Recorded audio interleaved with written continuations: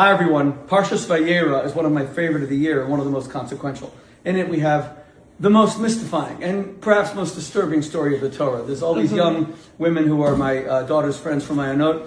What's the most disturbing story of the Torah? God commands Abraham to murder his own son, Isaac. I mean, what kind of God would do that? There's 500 explanations, none of them adequate.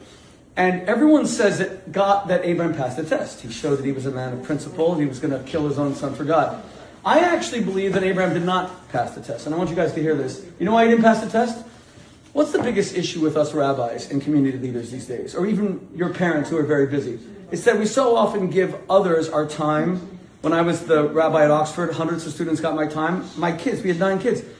I was often distracted from giving them the love and attention they needed. You have to put your family first. Abraham was prepared to defend the people of Sodom and Gomorrah. Abraham was prepared to fight for strangers. But what about his own son? He said, no, if God wants my son, I have to make that sacrifice. But strangers don't stand up for them. No. You feed your own first. Of course you care about the stranger. Of course you care about the orphan. Of course you care about the widow. But Yitzchak had to be defended. And notice, therefore, that the Jewish people, how many fathers are there to the United States of America? 1. What's his name?